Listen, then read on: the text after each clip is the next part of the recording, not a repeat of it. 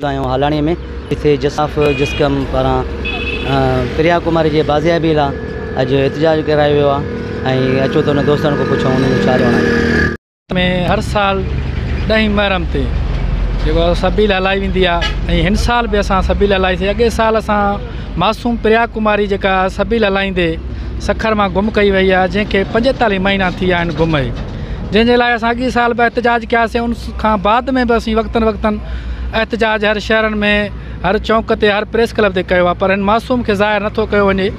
इन जे लाइ असीं अॼु बि एहतजाज करायो, रिकॉर्ड करायो आहे प्रिया कुमारी जी आज़ादी जे लाइ, छो त हू सबील हलाईंदे गुम कई वई आहे। हू हिकु हुसैनी किरदारु जेकी नियाणी हुई जेका गुम कई वई आहे। ऐं हीअ वक़्त जा यज़ीद जेके आहिनि, जेके उन वक़्त जा हिकिड़ा यज़ीद हुआ जिन्हनि इमाम हुसैन सां ज़ुल्म कयो, ॿियो अॼु जा वक़्तु यज़ीद आहिनि जेके वक़्त जा जेके नंढ सिंध जूं नियाणियूं खपनि था, सिंध जा नौजवान खपनि था, सिंध जा जोधा खपनि था। इन जे लाइ असीं सिंध जे हर उन मक़्तब फ़िक्र जे माण्हुनि खे इहो अर्ज़ु था कयूं, अचो हिन मासूम नियाणी जे लाइ आवाज़ु उथारियो, जीअं हुन जे वालिदीन मां हिकिड़ी बेचैनी आहे उहा ख़तमु थी सघे। जेका असां हर साल जीअं हिन साल बि सबील लॻाए ऐं पंहिंजो एहतजाज रिकॉर्ड कराईंदा आहियूं। ऐं अॼु असांजो जेको एहतजाज प्रोपेजेंडा उहो जेको एजेंडा हुआ उहा हुआ प्रिया कुमारीअ जी आज़ादी लाइ। पहिरीं ॻाल्हि त जेका प्रिया कुमारी हुई, न सिर्फ़ु उहा हिकु मासूम, पर उहा इमाम हुसैन अलैहिस्सलाम जी सबील हलाए रही हुई, जंहिंखे उन सबील तां अगवा करे ऐं गुम कयो वियो आहे, जंहिंखे अॼु 3 साल गुज़री विया आहिनि। 3 सालनि में हुनजो पतो न पइजी सघियो आहे त उहा आहे किथे। ॿियो जेको असांजो एहतजाज आहे, जेके मोरे में जेके असांजा मोलाई शहीद कया विया, असांजा क़ौमी कारकुन शहीद कया विया, अॼु उन्हनि जे लाइ असां एहतजाज रिकॉर्ड कराए रहिया आहियूं त असां अॼु बि हुसैनी राह ते आहियूं। अॻियां यज़ीदियत जेका असां ते बर्बरियत आहे, असां उनजे ख़िलाफ़ु आवाज़ु उथारे रहिया आहियूं त जीअं असां पंहिंजी क़ौम खे ऐं पंहिंजी सिंधी क़ौम खे ख़ुशहाली ॾांहुं वठी हली सघूं। ऐं असां पंहिंजे माण्हुनि खे, पंहिंजी सिंधी क़ौम खे इहो अर्ज़ु रखंदासीं त वधि में वधि प्रिया कुमारीअ लाइ पंहिंजो आवाज़ु बुलंद कयो, जीअं उहा मासूम नियाणी पंहिंजी माउ सां अची मिले।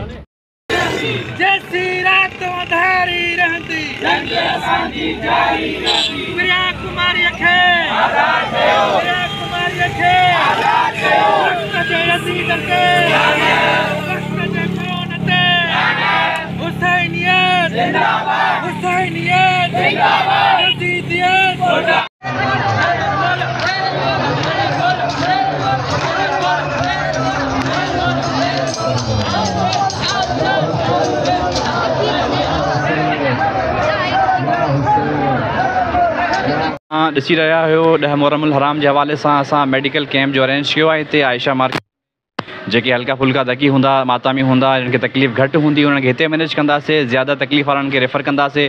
2 एम्बुलेंस असांजूं ऑन रूट आहिनि।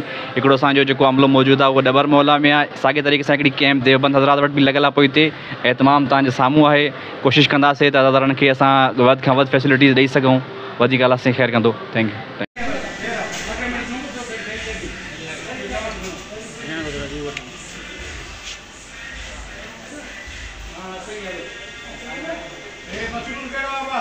मुहर्रम हराम जो महीनो आहे ऐं शहादत इमाम हुसैन अलैहिस्सलाम आहे।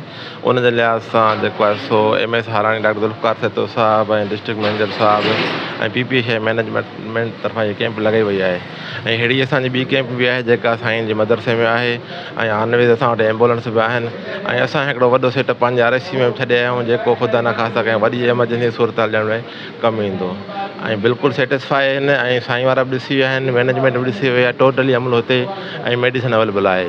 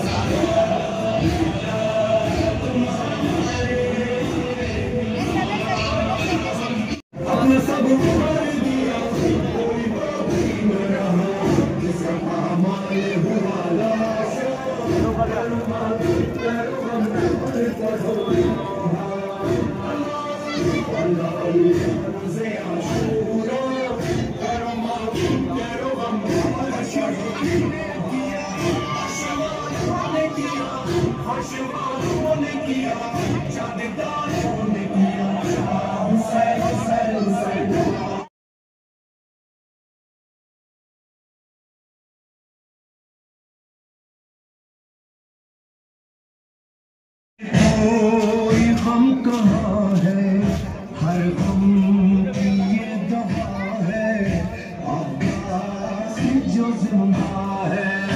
अभी दूर करबला है, अभी दूर करबला है, अभी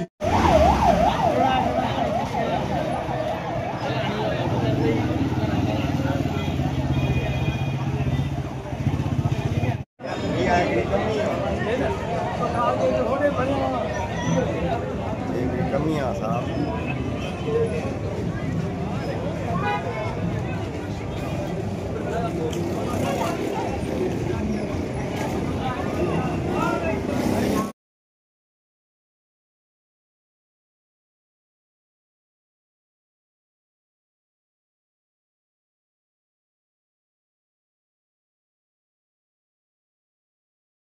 हाँ इन्हें वो ॾिस लही पियो न शींहुं मैदान ते।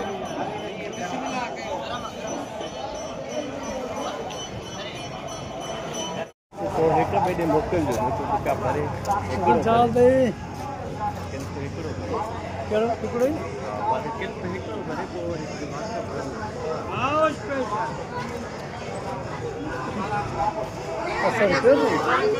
हाँ